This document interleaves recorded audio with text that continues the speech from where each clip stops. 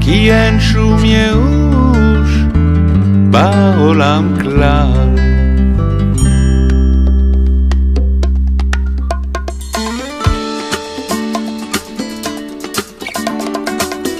לא לפחד כלל, לא לפחד כלל, כי אין שום ייאוש בעולם כלל. לא לפחד כלל, לא לפחד כלל, כי אין שום ייאוש בעולם כלל. דקי צריך האדם לעבור על גשר צר מאוד, והכלל והעיקר שלא יתפחד כלל.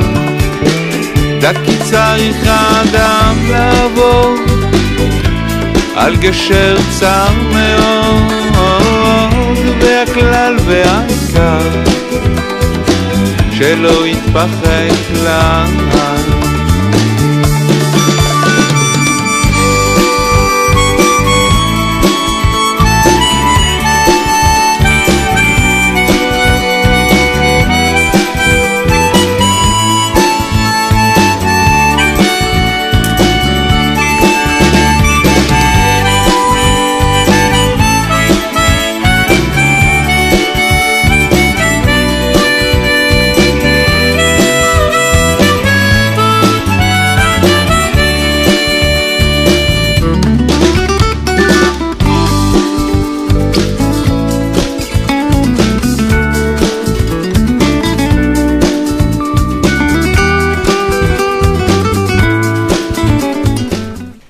Boker Tov les amis, shalom tout le monde. Bezrat Hashem, on se retrouve ce jour de Ta'anit Esther à quelques heures de Purim. Bezrat Hashem, que va avoir beaucoup de nissim pour tout le monde, beaucoup de miracles. Et on fait le shiur pour la refoua shlema de Sarah Léaren bat Rivka, Miriam Rivka bat Perla Zora, Chaya Catherine bat Esther, Laura bat Jacqueline, Sandrine bat Jacqueline, Jacqueline bat Eglantine, Léa bat Rachel, Esther Naomi bat Freddy Frecha, Esther bat Chaya Catherine, Yael bat Chaya Catherine, Micha Nechama Mireille bat Bachla Rachel Chaya Colette, Reuven ben Perla, Shirel bat Rachel, Irène bat Rachel, Léa bat Léa, Sani Amram ben Korim Malka, Rav Besançon Israël Yitzhak ben Fortuné, David ben Mesoda Cohen, Laura Lia Esther Chavot Chaya Daniel, Laurent Sultana bat Rachel, Moshe Refael ben Chassiba Levi, pour le zivouk de Lionel Moshe ben Perla Zohra, Myriam Rivka bat Perla Zohra, Leilou Nishmat, pour l'élévation de l'âme de Myriam Mireille bat Louise Aziza, de Yehuda ben Sarah Boudaram, de Yitzhak Loski, de Marie Myriam bat Simcha Mordechai et Joar Yvette bat Belara. Donc, Bezrat Hashem, il va y avoir beaucoup de nissim et de niflaot à Purim, puisque on sait que les jours de Purim, c'est le seul fête qui va jamais s'arrêter, même après Mashiach, même après la résurrection des morts, il y aura toujours Purim. Donc si ça ne va jamais s'arrêter après, c'est sûr que maintenant aussi ça ne s'arrête pas et qu'il y a des miracles, les mêmes qui se sont faits à cette époque-là, ils vont se répéter aussi maintenant. Donc hier on avait parlé de 3 points de Purim, on avait parlé du principe de Yosef, c'est-à-dire c'est écrit dans les Sfarim, dans la Gemara, elle dit que il y a 3 raisons pour lesquelles il y a eu ces décrets-là de Achashverosh et Haman sur le Ham Israël. Le premier, c'est à cause de la vente de Yosef. Et il y en a qui disent, Rabbi Ishmael il dit, c'est à cause du fait qu'ils ont profité du repas, ils ont mangé chez Achashverosh. Et Rabbi Shimon Bar Yochai dit, c'est parce qu'ils se sont prosternés à la Avodah Zara. Ils se sont prosternés à l'idolâtrie. Donc, ces 3 points-là en fait, ils sont liés avec les 3 jours de Purim.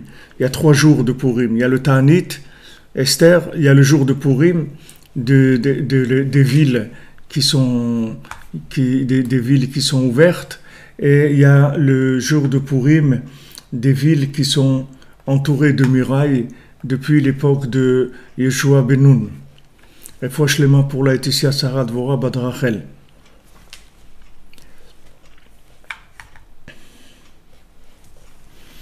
Donc ces trois jours-là, ces 3 jours qu'il y a, le jeûne, le premier jour de Purim et le deuxième jour de Purim, ils sont par rapport à ces trois erreurs qui ont été faites, et que de ces 3 erreurs, il a bonjour à Madame Kowalski de Belgique, bonjour. De ces 3 erreurs-là, il est sorti, c'est-à-dire on a réparé 3 choses. Alors le jeûne, donc c'est pas difficile à comprendre que le jeûne, c'est pour réparer le fait qu'on a mangé du repas de Achashverosh. Donc comme on a mangé du repas de Achashverosh, on doit jeûner.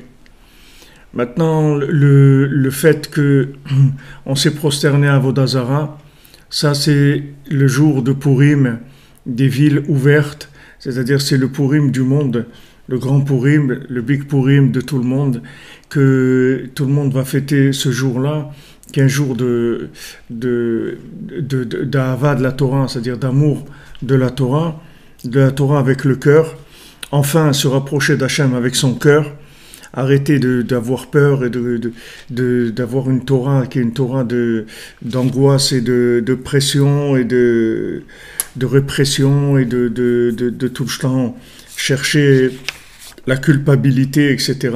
Toute cette Torah-là, à Purim, elle n'existe plus, puisque c'est la Torah du cœur, c'est la Torah de l'amour d'Hachem qui va révéler justement ces enseignements de Rabbi Nachman, les enseignements de Atika Stima, c'est ces enseignements cachés du monde. Ils vont se révéler grâce au fait que ce jour-là, on va mettre notre cœur, c'est-à-dire on va enfin aimer Hachem, aimer ses enseignements, aimer ses lois, parce que on va s'attacher au fait qu'il y a un amour entre lui et sa création et ses créatures, et cet amour il est absolu, et que tout ce qu'il a pu nous demander de faire, même des fois si ça a l'air des restrictions, en fait c'est uniquement pour notre bien énorme qu'il nous a demandé ça. Et donc le jour de Purim, on accepte, on va avec amour vers Hachem. Ça nous donne accès à cette Torah qui est cachée. Que cette Torah qui est cachée, c'est la Torah du cœur. Et comme Rabbi Nachman il a dit, Breslev, c'est Lev Bassar, c'est-à-dire un cœur de chair. C'est-à-dire c'est une Torah qu'on ne peut atteindre que par le fait que on va aimer servir Hachem, on va aimer le bien qu'il y a en nous, on va aimer le bien qu'il y a dans les autres, on va aimer le bien qu'il y a dans la nature. Le fait qu'on aime ce bien-là, alors c'est cet enseignement qui se révèle. Et si maintenant on va avec la logique, alors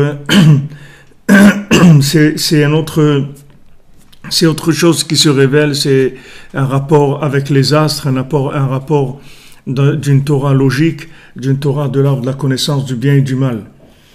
Refoua Shlema pour Emmanuel ben Daniel, Myriam Raphaël Bat Kota, Bezrat Hashem, que Hachem leur donne la force d'affronter leurs épreuves dans la joie et qu'ils sortent de leurs épreuves.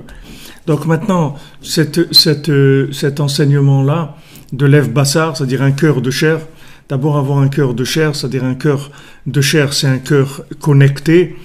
Un cœur de pierre, c'est un cœur qui a été fabriqué, c'est un cœur qui a été fabriqué par le cerveau. Donc un cœur qui a été fabriqué par le cerveau, c'est un cœur de pierre.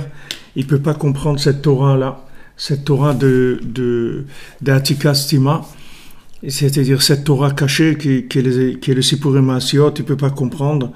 D'ailleurs, vous verrez des gens que quand ils lisent les contes de Rabbi Nachman, ils disent bon, c'est des histoires, c'est joli, tout ça, mais ils n'arrivent pas du tout à imaginer que derrière ça, il y a les plus grands secrets de la Torah, que tous les secrets de la Torah se trouvent dans les contes de Rabbi Nachman. C'est comme quelqu'un qui lirait la Megillat Esther et qui dirait bon, c'est une jolie histoire et tout, c'est sympa, mais bon, quand est-ce qu'on mange, quand est-ce qu'on fait de l'argent, et quand est-ce qu'on va faire nos affaires, etc. C'est-à-dire, il ne ressent pas que dans la Megillat Esther, il y a toute la Torah qui est cachée, tout l'amour d'Hachem pour son monde. Il ne comprend pas ça. Il n'est pas branché sur ça, parce qu'il a un cœur de pierre. Un cœur de pierre, c'est un cœur qui a été fabriqué avec de la réflexion uniquement et de la logique. Maintenant, à Purim, c'est cette Torah qui va se révéler. Maintenant, le troisième jour, qui est le jour de Purim, de Yerushalayim, de Shushan, c'est le jour, comment les Chachamim, ils ont défini ce troisième jour. Ils ont dit, voilà, c'est le jour de Purim des villes qui sont entourées de murailles de l'époque de Yoshua ben Nun. Maintenant, qu'est-ce que c'est Yoshua ben Nun? Yoshua ben Nun, c'est Yoshua ben Nun, c'est l'élève de Moshe Rabbeinu. C'est le ben Nun, c'est-à-dire il est entre les deux Nun, entre le petit Nun et le grand Nun. C'est-à-dire il est entre les enseignements qui sont dans ce monde-là, qui se comprennent par la logique de ce monde, et les enseignements qui sont complètement transcendants, qui viennent de l'autre monde, et qui viennent à travers les Sipurim Maasiyot. Il y a des enseignements qui sont dans le côté logique de la Torah, et il y a les enseignements qui sont ces secrets de la Torah. Alors Yehoshua, c'est l'élève de Moshe, c'est la réparation de la vente de Yosef. La vente de Yosef, ça a été de tirer profit du bien qui est en soi. Au lieu maintenant que le bien qui est en soi il soit exploité pour aimer Hachem et pour aimer le monde et pour transmettre cette connexion avec Hachem, alors chacun il a exploité le bien qui est en lui, il l'a vendu pour en fin de compte se trouver dans le repas d'Achashverosh ou en train de faire Avodah Zara, en train de faire de l'idolâtrie. C'est-à-dire en faire Avodah Zara comme on a dit hier, c'est-à-dire c'est son culte étranger, c'est-à-dire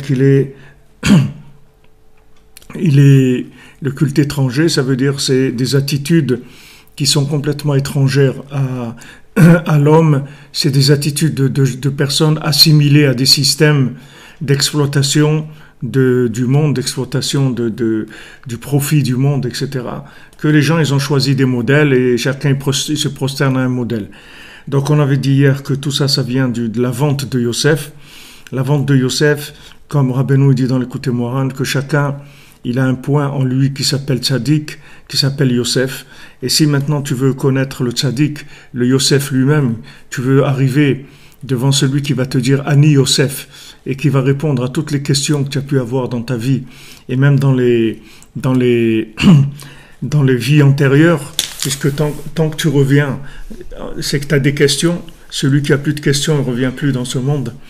Celui qui revient, c'est qu'il est resté avec des questions et ces questions, elles l'ont amené à avoir des problèmes de comportement.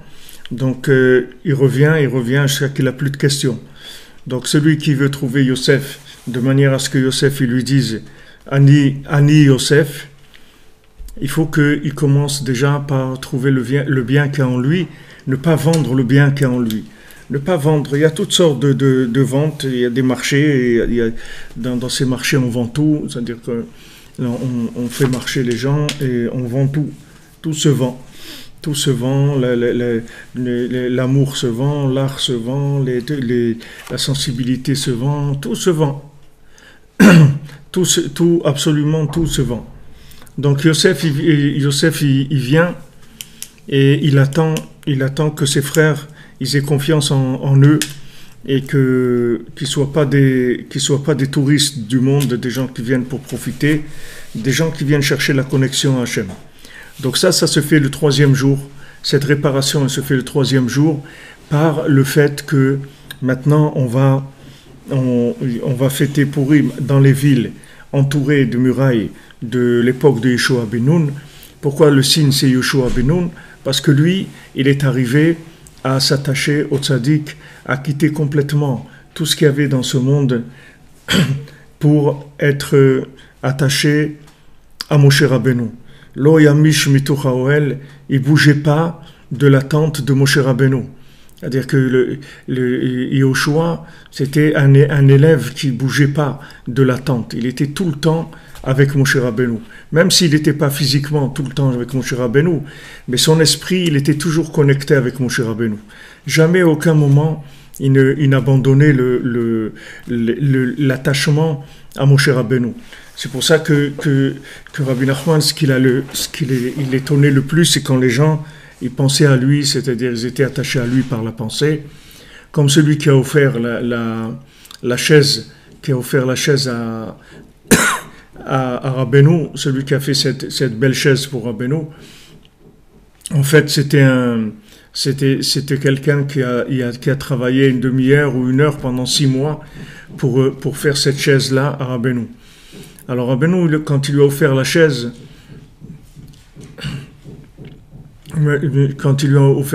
Rabbeinu ne lui a pas dit qu'elle était belle. Il lui a dit combien de temps tu as mis pour faire cette chaise. Il lui a dit 1 heure, une demi-heure pendant 6 mois, tous les jours. Alors Rabbeinu lui a dit alors tu as pensé à moi pendant 6 mois, tous les jours tu as pensé à moi 1 demi-heure ou 1 heure.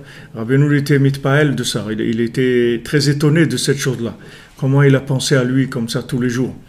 Alors Yehoshua, il était comme ça. Il était tout le temps dans Moshe Rabbeinu, toujours inclus dans Moshe Rabbeinu. C'est pour ça que vous verrez que Yehoshua, il n'avait même pas besoin de lutter contre l'idolâtrie. C'est-à-dire qu'il y avait une idolâtrie, une très grande idolâtrie à l'époque, c'est quoi ? C'est les Meraglim, c'est ceux qui sont venus parler du mal sur Eretz Israël et dire que Eretz Israël c'était un pays de géants où il y avait etc. qui ont dit que c'était un pays très difficile, etc. qui ont découragé les gens de monter en Eretz Israël. Mais ces Meraglim là, c'était pas des gens, des hérétiques de nature, c'était les plus grands sages qu'il y avait dans le Ham Israël, en tout cas les plus grands érudits, les chefs de tribus. C'était des grands tzadikim, tous ces gens-là. C'était comme les frères de Yosef, c'était des grands tzadikim. Pourtant, ils ont parlé du mal d'Eretz Israël. Pourquoi ils ont parlé du mal d'Eretz Israël ? Parce qu'ils ne sont pas arrivés à faire confiance dans le bien qu'il y avait en eux, au niveau où ils étaient. Ils étaient tellement dans le système d'exploitation, c'est-à-dire de réalisation de certaines choses, qu'ils ont oublié que, en fait, le but de ce monde, c'est le fusionnement dans Hachem. Eux, ils sont restés dans l'exploitation par rapport à l'esprit. Donc, quand ils ont vu Eretz Israël, le Zohar, il dit, ils ont vu qu'ils ne seraient plus des chefs. Ils seraient plus des patrons. Parce que, comme tout le monde le sait, surtout les gens qui vivent en Eretz Israël, il n'y a pas de patron. En Israël, le patron, c'est Hachem, il n'y a pas de patron. C'est-à-dire qu'il n'y a personne qui... Si vous voulez être un patron, alors il faut aller dans d'autres pays, mais pas en Israël.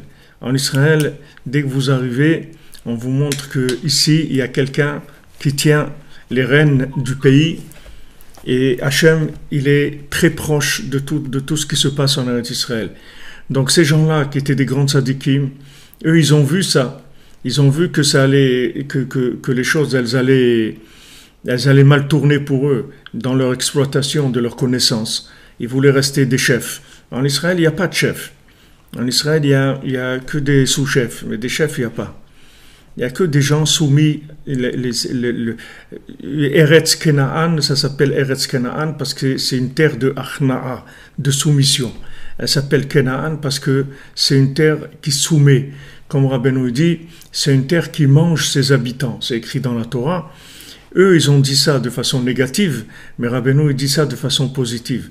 C'est une terre qui transforme l'individu malgré lui. C'est-à-dire le fait qu'il vit en Eretz Israël, il est mangé par la terre, il est transformé par la terre, et le bien qu'il y a en lui, il va sortir. Mais il y a tellement de contradictions et de mauvaises habitudes et de mauvaises croyances que c'est très difficile. Et il y a beaucoup de gens qui n'arrivent pas à tenir, il y a beaucoup de gens qui sont tristes ou qui s'énervent, etc. Mais Eretz Israël, c'est une garantie de changement, que l'individu il va progresser et il va devenir vraiment quelqu'un d'autre, c'est-à-dire quelqu'un d'autre par rapport au cinéma de ce monde, mais il va devenir lui-même en tout cas. Et si c'est quelqu'un de grand qui a été exploité, qui a été ignoré, il va devenir très grand en Eretz Israël. Parce que si c'est ce qu'il a en lui, ça va sortir. Parce que Eretz Israël, elle va révéler le bien qu'il y a dans chacun. Donc eux, quand ils ont vu ça, les Meraglim, les explorateurs, ils n'étaient pas intéressés par ça. Eux, ils avaient un système d'exploitation, de pouvoir, de mise en place du pouvoir. Donc ils ont parlé contre Eretz Israël. Mais en fait, quand ils ont parlé contre Eretz Israël, le problème qu'ils avaient, c'est dans le rapport avec Moshe, parce que s'ils avaient été avec Moshe Rabbeinu, attachés à Moshe Rabbeinu, ils n'auraient pas eu ce problème-là. Et Yoshua, lui, il n'a même pas eu cette épreuve-là. Yoshua, c'était pas un érudit comme eux. Yoshua, c'était un homme simple, c'était pas un érudit. Il n'avait pas du tout la taille, la stature, la dimension de ces gens-là.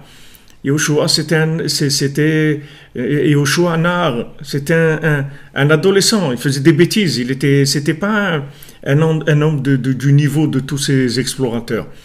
Mais le point qu'il avait, qui était au-dessus de tout ce qu'ils avaient, c'est qu'il était attaché à Moshe Rabbeinu de façon inconditionnelle, sans chercher à comprendre, et sans chercher du tout à mettre son grain de sel. C'était Moshe, il n'y avait que Moshe, c'est tout dans sa vie, c'est tout. Donc il n'a même pas eu l'épreuve de la théorie des Meraglim, parce que la théorie des Meraglim, c'est une grande avoda zara. Ne croyez pas que c'était une petite théorie de allez, qu'est-ce que tu vas faire en Israël, la vie est dure, c'est pas des trucs comme ça. Ça, c'est des trucs de supermarché, ça, c'est rien du tout, ça. De dire la vie est dure, ouais, il faut travailler dur, tout ça, c'est rien du tout, ça. C'est pas des choses qui sont difficiles à dépasser. Mais eux, ils avaient des théories philosophiques sur Eretz Israël. C'est pas de dire la vie est dure, c'est qu'ils avaient des théories, une philosophie qui empêchait les gens de rentrer en Eretz Israël. C'est-à-dire que celui qui rentrait dans cette philosophie-là, il était automatiquement rejeté, c'est-à-dire il pouvait pas. Il disait mais c'est impossible, moi je peux pas vivre là-bas. C'est une terre où on va se détruire, on va se perdre, etc. C'est un orage. Qu'est-ce que je vais faire là-bas? Donc lui, Yoshua, il n'a même pas eu besoin des épreuves des Meraglim, rien du tout. Il n'est même pas rentré là-dedans. Parce qu'il était tellement inclus dans Moshe que tout ça, ça n'existait même pas. Parce que Moshe, il priait pour lui. Moshe, il priait pour lui. Le fait qu'il était inclus dans Moshe Rabbeinu, Moshe, il priait pour lui tout le temps. Et donc il était complètement sauvé de toutes ces choses-là.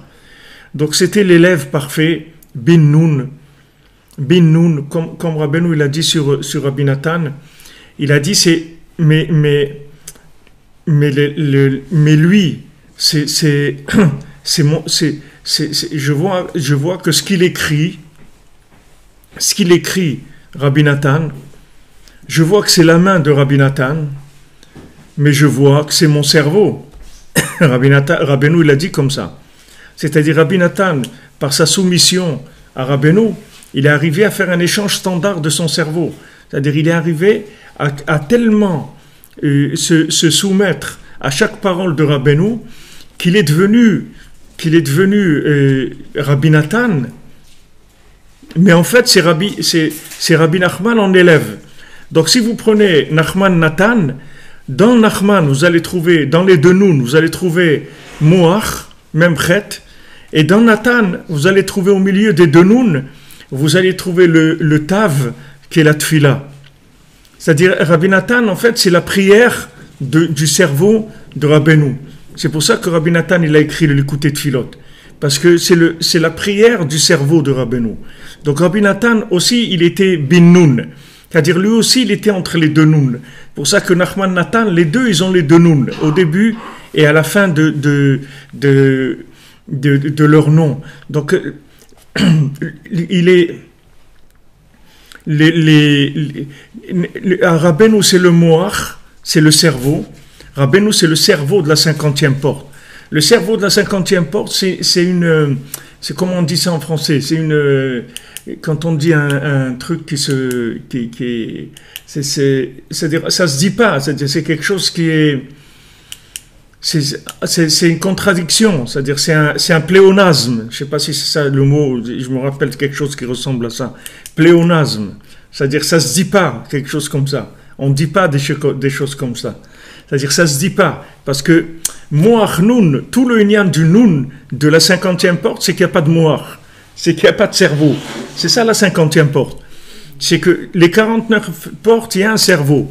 Puisque c'est des cerveaux de Midot, par les Midot, c'est des compréhensions. Il y a Chesed, Gvura, Tiferet, Netzach, Hod, Yesod, Malchut, c'est des Sphirot. Ces Sphirot-là donnent de la compréhension. Paradoxe, ouais, peut-être paradoxe. Merci, joli Emmanuel.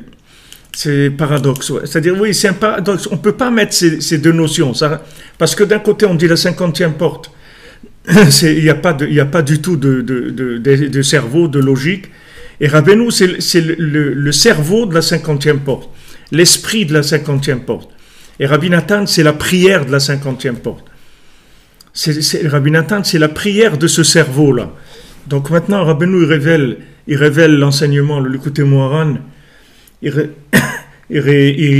révèle des enseignements de la 50e porte, c'est-à-dire qui sont faits pour la 50e porte, ces enseignements qui sont le Sipurim Asiyot, même le Likutei Moharan, c'est Sipurim Asiyot, c'est Prinat Sipurim Asiyot, il dit Rav Ben Nachman, c'est-à-dire ces contes, ils ont la possibilité, c'est-à-dire ils ont la capacité en fait de révéler Hachem dans la logique du cœur, pas dans la logique du cerveau. C'est-à-dire ce Moach Nun, ce cerveau de la 50e porte, en fait c'est un cerveau de cœur. C'est un cerveau qui se fabrique avec le cœur. Vous avez deux façons de fabriquer la connaissance. Vous pouvez fabriquer la connaissance par réflexion et déduction personnelle dans ce que vous avez appris, ou vous pouvez fabriquer la connaissance par la connexion, c'est-à-dire par la soumission à des niveaux supérieurs. Aujourd'hui, par exemple, quand vous cherchez dans Google, vous avez de la connaissance, mais ce n'est pas une connaissance de réflexion, c'est une connaissance de connexion. C'est-à-dire vous arrivez à trouver ce que vous cherchez, mais pas parce que vous avez réfléchi, parce que vous êtes connecté à un serveur. Mais il y a un serveur dans le monde qui s'appelle, Rabbi Nachman, c'est le serveur du monde. Il sert le monde, il sert l'humanité entière. Si vous vous connectez à ce serveur, vous recevez toutes les informations dont vous avez besoin, et en plus c'est une connaissance extraordinaire, parce que c'est une connaissance adaptée au temps. C'est pas qu'une connaissance, parce que la connaissance elle-même, elle est morte. C'est-à-dire quand vous avez appris quelque chose, disons que vous avez appris quelque chose, vous avez développé une connaissance dans un domaine, comment les vaches elles réagissent en hiver, ou je sais pas, vous avez appris quelque chose. Mais cette chose-là, il faut qu'elle vous serve à quelque chose dans votre vie. Si vous n'avez jamais vu une vache dans votre vie, et vous n'allez jamais en voir, vous allez voir que des TGV, ça va vous servir à rien, parce que le TGV ne marche pas comme une vache. Donc, il faut que ce que vous appreniez, ça soit comme on dit, de la connaissance adaptée, sinon ça sert à rien. Alors, dans tout ce que vous apprenez, en général, vous pouvez jeter pour pas être méchant, pour être sympathique, vous pouvez jeter 80% de ce que vous avez appris, ça vous servira à rien dans votre vie. Parce que vous n'allez jamais vivre des réalités où vous aurez besoin de ça.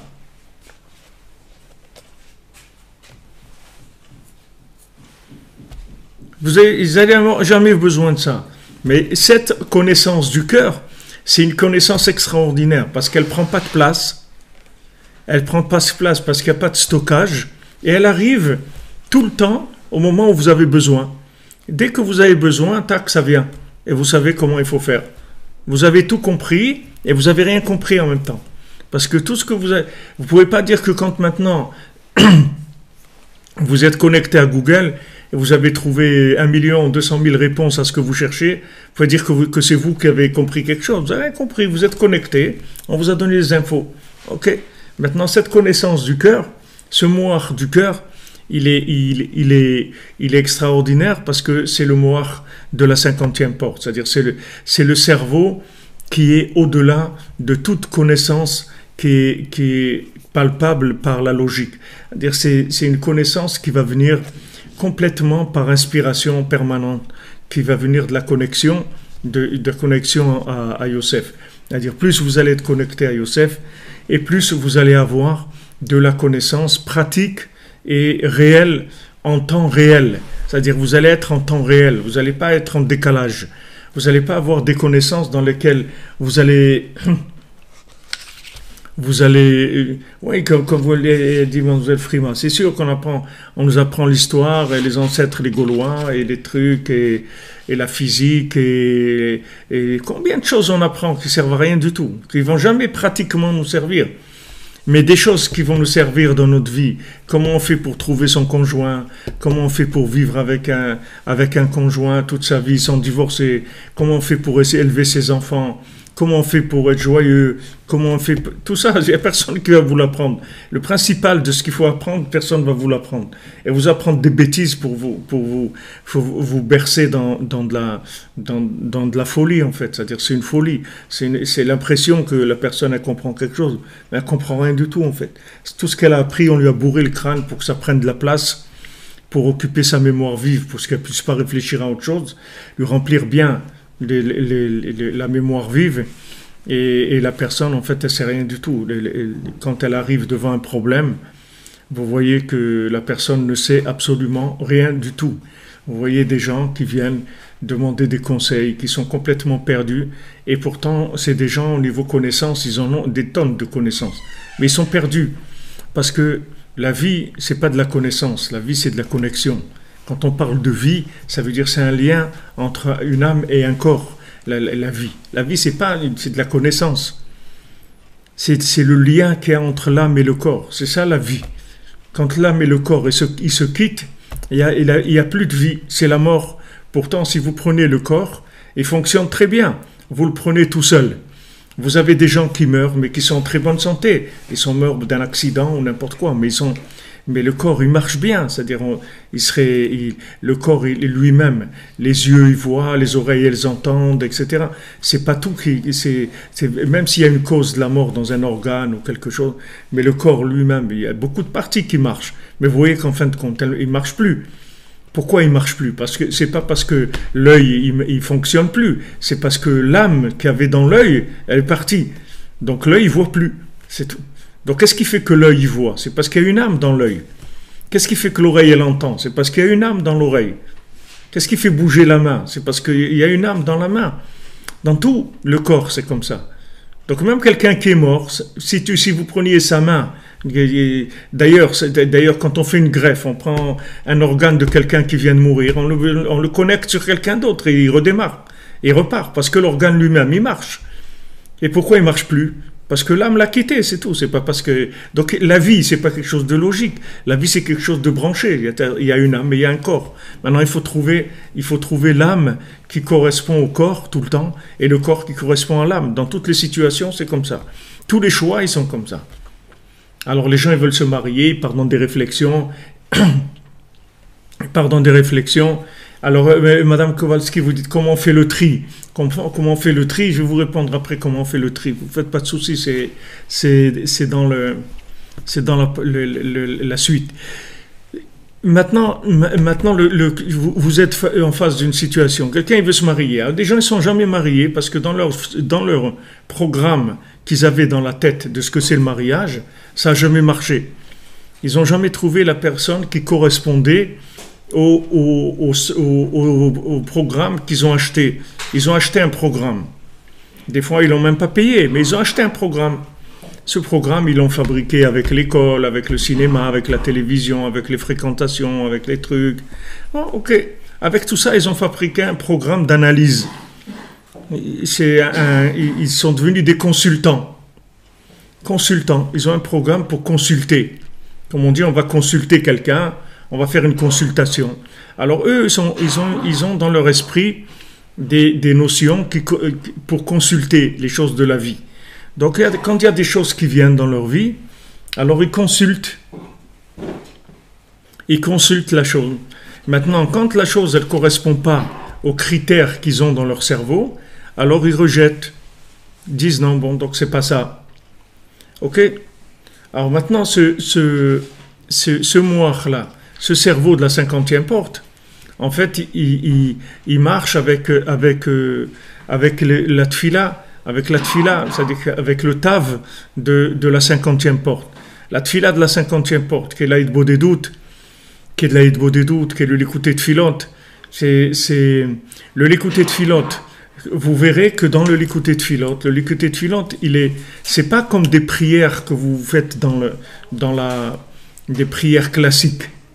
Si vous faites les prières classiques qui ont été écrites, vous verrez que dans les prières, vous allez exprimer quelque chose, une notion dans la prière. Vous allez exprimer une notion.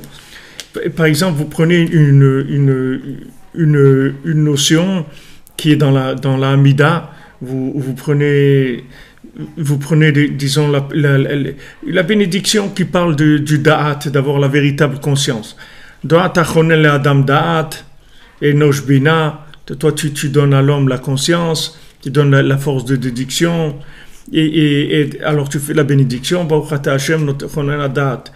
c'est Hachem qui donne le Da'at. Voilà, alors vous avez une formule, vous avez dit cette formule-là. Mais cette formule-là, c'est pas votre formule à vous. C'est une formule qui a été écrite par des sages pour les gens qui prient pas. Il y a des gens qui prient pas. Alors les sages, ils ont écrit une formule de logique de prière. Parce qu'il y a des gens qui prient pas. Parce que de faire la prière, la Shemona Esrei et tout, c'est quelque chose qui est la structure de la prière. Mais si vous faites le Likutei Tfilot, vous verrez que c'est complètement différent. Que quand vous faites du Likutei Tfilot, vous avez l'impression que c'est vous qui avez écrit la prière. Vous n'avez pas l'impression que vous dites une prière qui a été écrite par quelqu'un d'autre. C'est une prière qui a été écrite par vous-même, en fait. Pourquoi elle a été écrite par vous-même? Parce que c'est une prière qui vient de l'enseignement de Rabbi Nachman. C'est une prière, le Likutei Tfilot, il est fait sur les enseignements du Likutei Moharan. D'accord? Rabbi Nathan, il a fait Mitorah Tfila, c'est-à-dire qu'il a transformé la Torah en prière. Il a pris l'enseignement. Il a pris l'enseignement de Rabbeinu, le Sipurim Maasiot, le Likutei Moharan, et sur le Likutei Moharan, il a fait des prières, d'accord? C'est-à-dire, il a pris l'enseignement de connexion et il a exprimé en connexion mamash, c'est-à-dire en dialogue avec Dieu. Il a pris cet enseignement, qui est un enseignement de connexion, et il en a fait le dialogue de la connexion. C'est-à-dire, c'est comme si on dit, il a créé un langage informatique, si vous voulez. Vous dites, il y a un langage informatique. Il y a maintenant une découverte d'une notion, et après, il y a le langage de cette chose-là, pour que la chose, elle puisse se faire des actions dans le monde. Alors, il faut un langage. Il faut un langage. Ce langage-là, c'est un driver, c'est un langage qui va driver les choses. Donc, il y a l'enseignement lui-même, et il y a la prière qui va sur cet enseignement-là. Donc, Rabbi Nathan, qu'est-ce qu'il a fait? Il a pris l'enseignement de Rabbeinu, il l'a transformé en prière. Et maintenant, qu'est-ce qui se passe? Quelque chose de vraiment miraculeux, quelque chose d'incroyable. C'est que je lis le Likutei Tfilot, je vois que c'est moi qui l'ai écrit, en fait. En fait, je vois que ça parle de moi, c'est moi, ça. Je vois que ces prières-là, c'est moi. C'est pas quelqu'un qui m'a dit, voilà, il faudrait que tu demandes cette chose-là, donc je vais t'écrire une formule de demande par rapport à ce que tu as besoin. Tu as besoin de santé, alors je vais t'écrire une formule qui demande la santé à Hachem. Tu as besoin de patience, je vais t'écrire une formule qui demande la patience. Pas du tout. C'est une prière de la 50e porte. La différence, c'est que quand vous allez lire cette prière, vous allez voir que cette prière, en fait, c'est vous qui l'avez écrite. C'est-à-dire que Rabbi Nathan, il l'a écrite pour vous. Pour nous tous, en fait. Il l'a écrite pour nous tous. C'est-à-dire que quand on va rentrer dans le Likutei Tfilot, on va rentrer, en fait, dans l'expression de la Torah de la 50e porte, qui inclut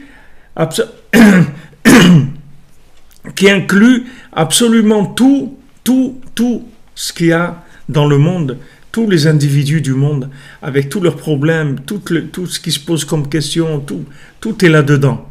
Tout est dans Likutei Tfilot. Vous avez tout. C'est une prière qui a été écrite pour vous et par vous. C'est-à-dire, c'est vous-même qui avez écrit cette prière, parce que vous allez vivre cette prière, vous allez dire, mais c'est incroyable, ça parle de moi. Ça parle de moi, c'est incroyable. C'est comme si je voulais dire ça, j'ai toujours voulu le dire, mais jamais je suis arrivé. Voilà, il l'a dit pour vous. Il a dit pour vous, et c'est vous. Pourquoi? Parce que c'est dans la 50e porte. Ça n'a rien à voir avec une prière qui aurait été écrite dans les 49 portes. Dans les 49 portes, bien que la prière, elle soit l'expression d'une demande à Hachem, mais ça reste une demande qui est une demande protocolaire par rapport à une notion. C'est-à-dire, j'ai un besoin, maintenant je vais trouver un protocole, comment demander ça à Hachem. Voilà exactement, dit M. Terrier. La prière de la 50e porte, c'est une prière de connexion. Alors vous avez le mot Achnoun, vous avez le cerveau de la 50e porte, et vous l'avez Nathan, c'est la Tfila de la 50e porte.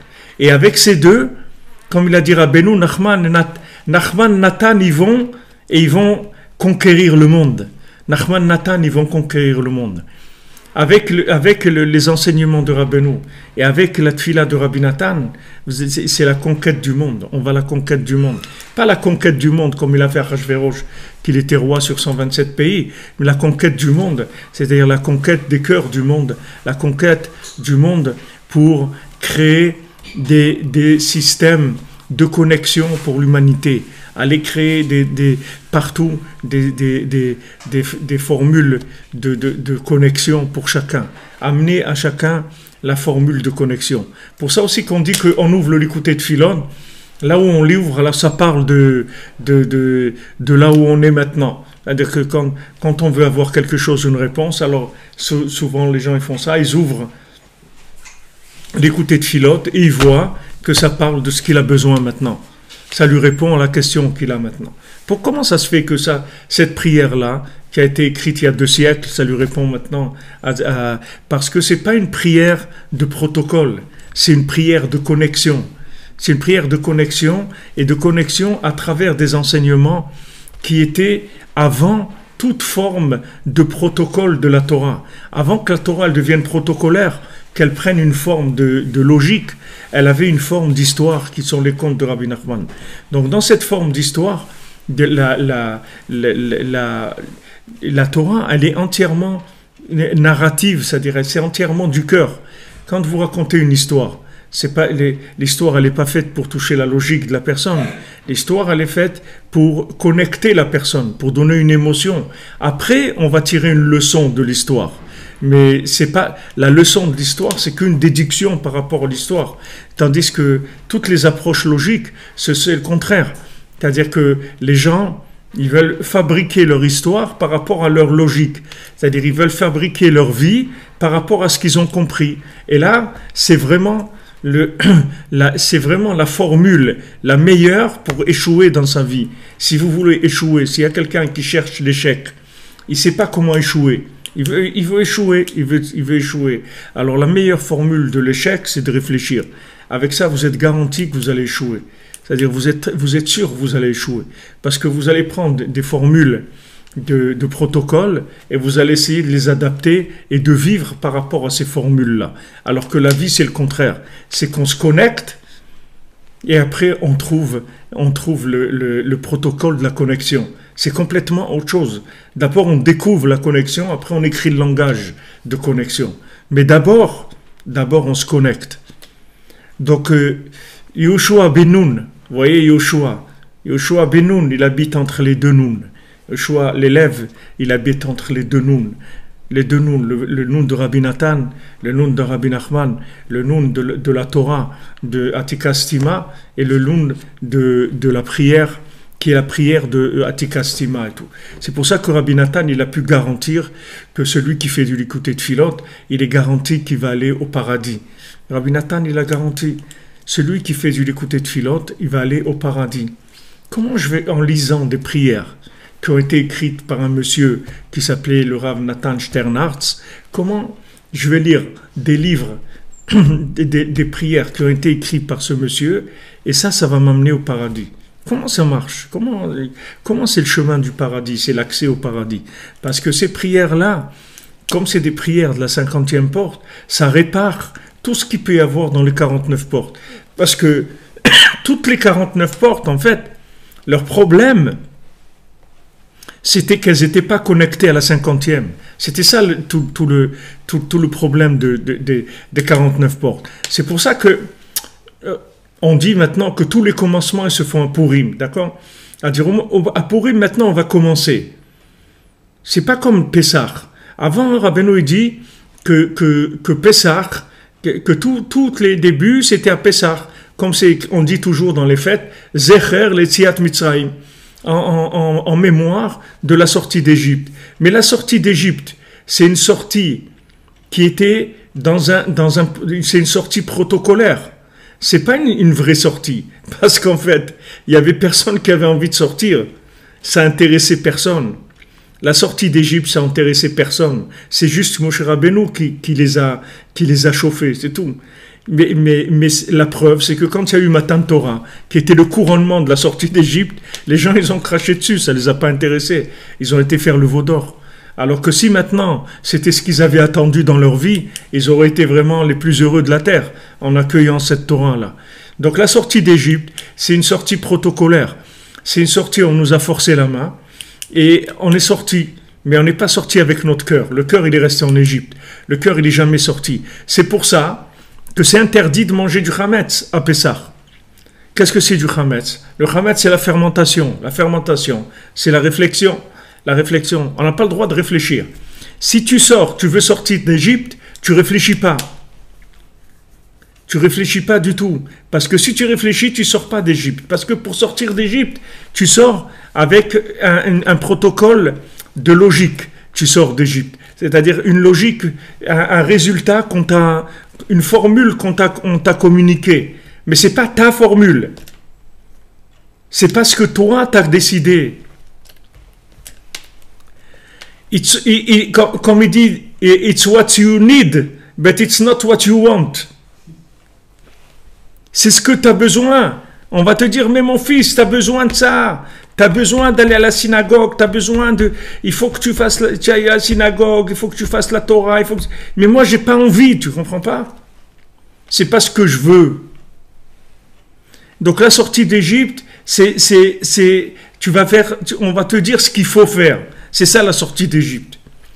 Donc cette sortie d'Égypte, elle a amené à quoi? Après, il fallait remonter les 49 portes, c'est-à-dire il fallait faire 49 jours de Sfirat HaOmer. 49 jours de Sfirat HaOmer pour arriver à la 50e porte, pour arriver à Matan Torah. Donc pendant ces 49 jours-là, qu'est-ce que tu fais? Chaque jour, tu dois passer un examen sur une Sfira. Tu commences le premier soir, Chesed Shebe Chesed, le deuxième soir, Gvura Shebe Chesed, etc. Jusqu'à ce que tu fais 7 x 7 qui font 49, c'est-à-dire toute l'inclusion des sphirotes les unes par rapport aux autres. Et dans chacune des sphirotes, tu vas passer un examen pour réparer cette sphira. C'est-à-dire que maintenant, qu'est-ce que c'est la Sfirat HaOmer? Ça veut dire je compte. Qu'est-ce que ça veut dire je compte? J'attends. J'attends. Qu'est-ce que c'est? Je compte, j'attends. Comme on dit, ça fait un moment que je t'attends. Mashiach, ça fait un moment que je t'attends. Mon conjoint, je l'attends.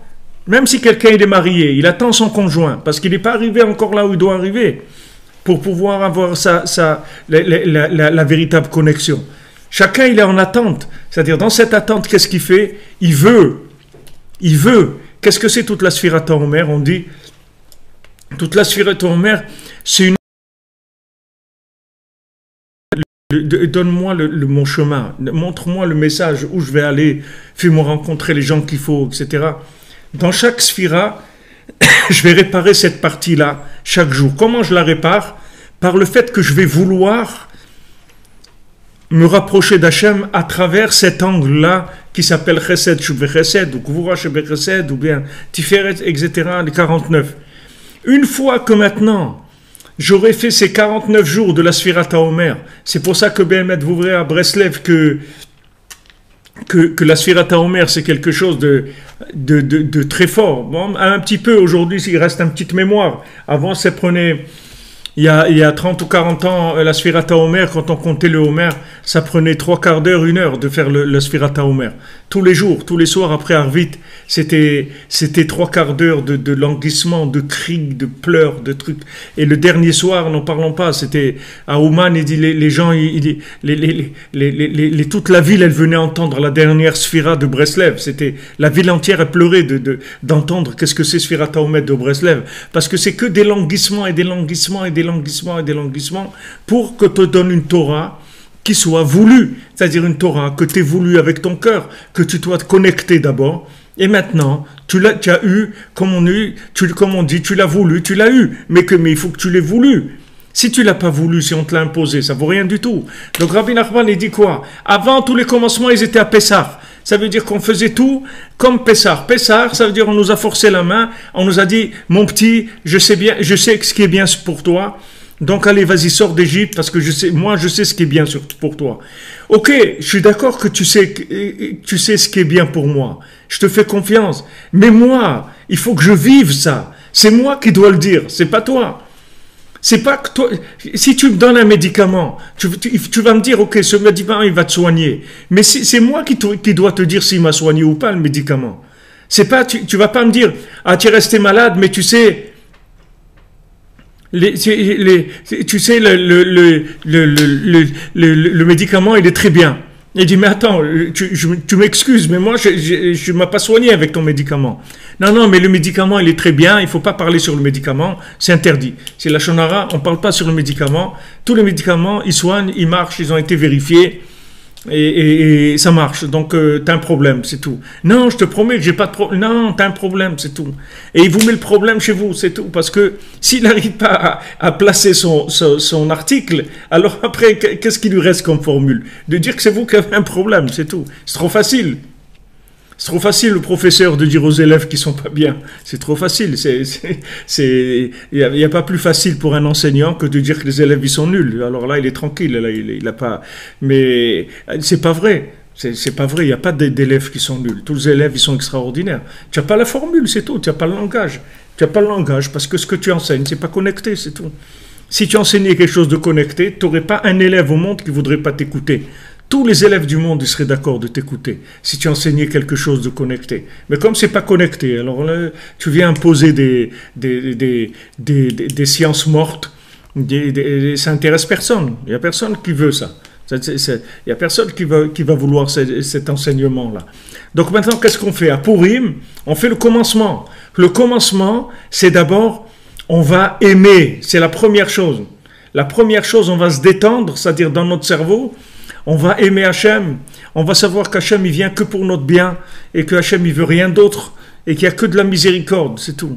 Hachem il est que miséricordieux, ça c'est la 50e porte, c'est la conscience de la 50e porte. Donc cette lumière elle vient pour Purim.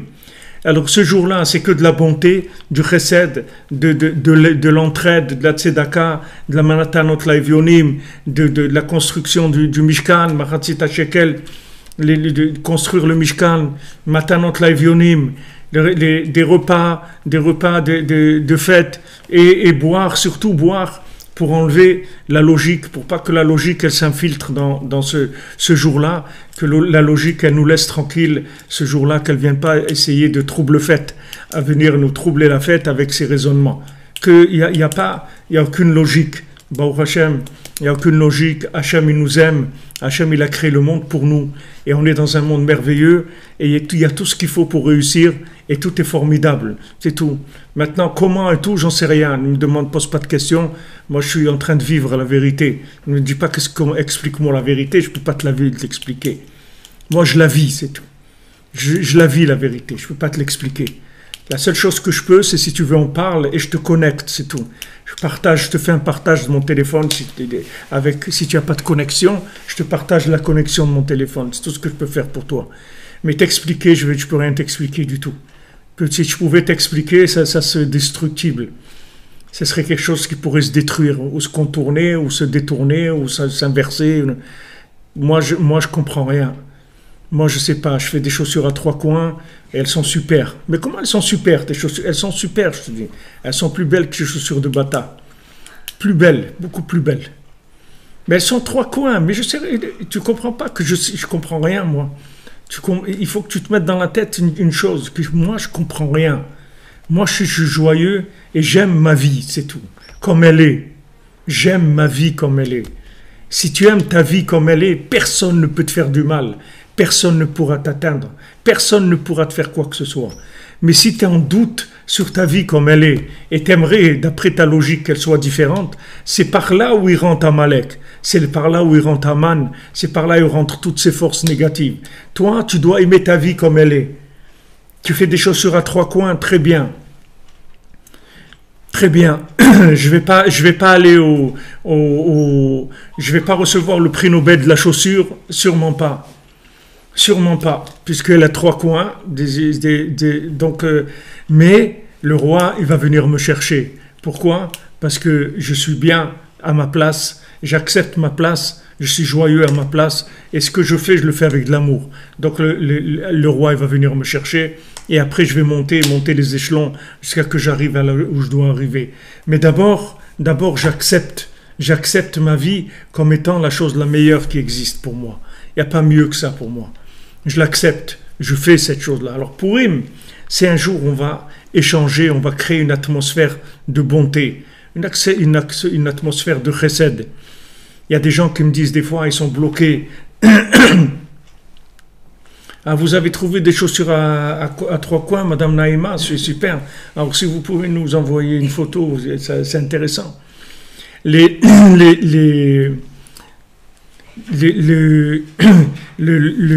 jour-là extraordinaire, ce jour-là de Purim, on fait du chesed. Alors les gens me demandent des fois, ils sont bloqués dans des situations. Ils ont des blocages. Si vous voulez vous débloquer, c'est très facile. Il faut faire du chesed.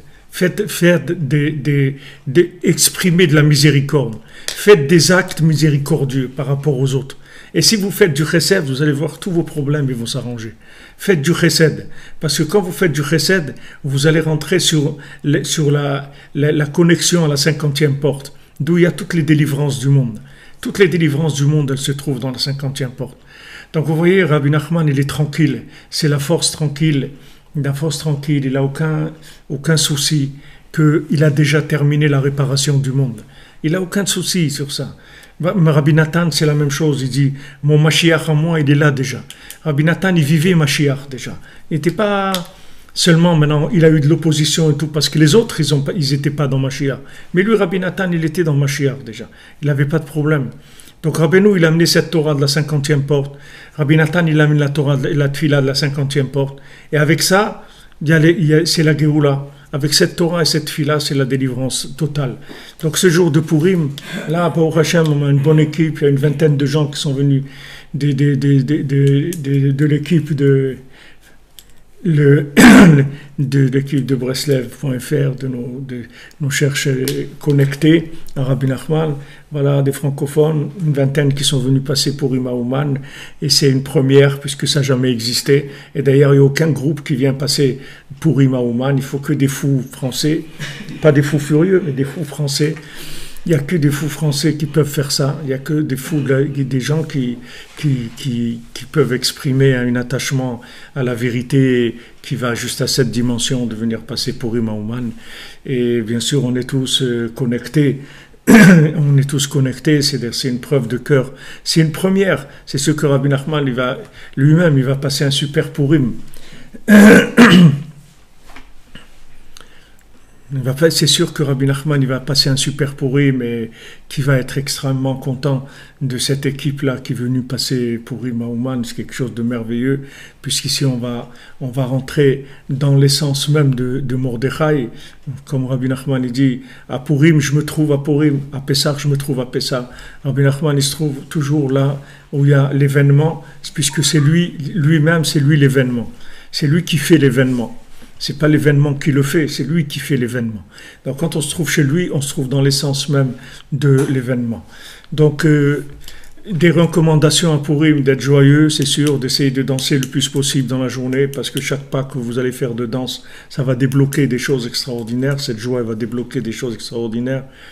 d'organiser bien sa journée parce qu'elle part un petit peu, ça part un petit peu en vrille, comme on dit. Des fois, les gens, ils veulent faire, il leur manque un truc, une course de dernière minute, un truc, ah oui, il a oublié d'acheter la nappe qui va couvrir ça et tout, il perd 3 heures pour aller chercher ça. Donc, il faut faire attention parce qu'il y a des infiltrations de gens qui essayent de nous faire perdre du temps.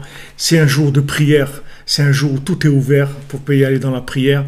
Et surtout, ne ratez pas le Chatzot de Purim, comme on dit à Breslev. Même des Breslevers qui n'arrivaient pas à se lever à Chatzot, mais le Chatzot de Purim, il n'y a aucun Breslev qui le rate normalement. C'est le Chatzot de l'année. Il y a tout, c'est l'ouverture dans l'ouverture, donc c'est un moment extraordinaire.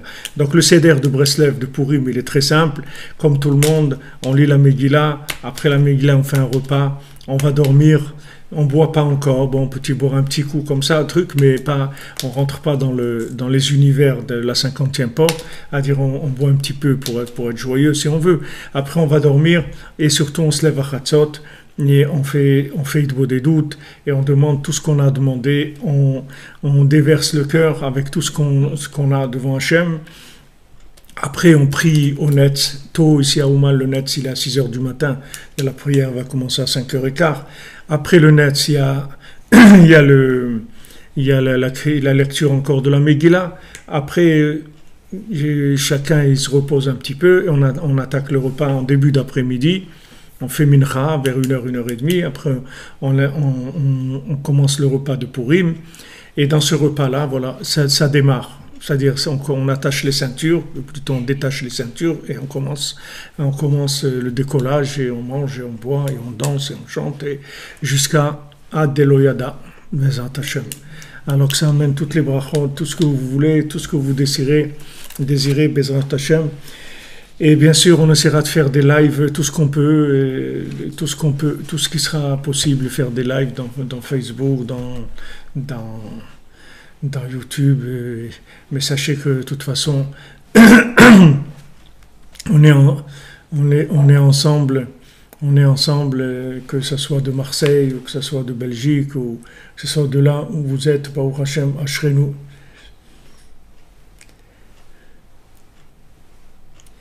Alors pour Purim, ceux qui veulent savoir ce que c'est, vous pouvez chercher sur Internet, vous cherchez Purim en français, vous trouvez beaucoup d'explications. Je n'ai pas matériellement le temps de rentrer là-dedans. Mais en tout cas, je vous ai répondu pour la dame qui demandait comment on fait les tris. Voilà, les tris, on les fait avec la prière. Parce que la prière, si vous voulez, c'est le langage c'est transformer la connexion en langage exploitable. Donc quand on prie, on a automatiquement les informations précises par rapport au tri qu'on doit faire. Be'atzlacha, Purim Sameach, bonne continuation du jeûne pour ceux qui jeûnent et ceux qui ne jeûnent pas, on jeûne pour vous, faites pas de soucis. Et Bezrat Hashem, on se retrouve là jeudi soir. Je vous promets pas qu'on va faire court parce que dans l'état où on va être, je pense pas que ça sera tellement possible. Merci pour vos mots gentils. Mais maximum on reprend dimanche à midi. S'il y a une possibilité jeudi dans la nuit à n'importe quelle heure comme on dit de France ou de Navarre, on essaye, mais je peux pas vous garantir parce que je sais pas l'état des lieux. Bezrat Hashem, Be'atzlacha, Purim Sameach, Kol HaYeshuot, les amis, et ouvrez le cœur parce que c'est le jour où vraiment ça connecte très très fort. Ça connecte très très fort et nous on va vous faire l'antenne principale ici à Ouman et il va y avoir une antenne à Yerushalayim aussi et voilà, on va connecter après toute l'humanité Bezrat Hashem. Il faut croire que on peut y arriver en un jour, on peut réparer tout. Toute l'humanité, elle peut changer. En un jour de Purim, on peut changer le monde entier. Il peut passer un message qui change, une parole de Rabbi Nachman qui va arriver à être traduit dans un langage universel de manière que tout le monde puisse y arriver. Merci les amis, merci.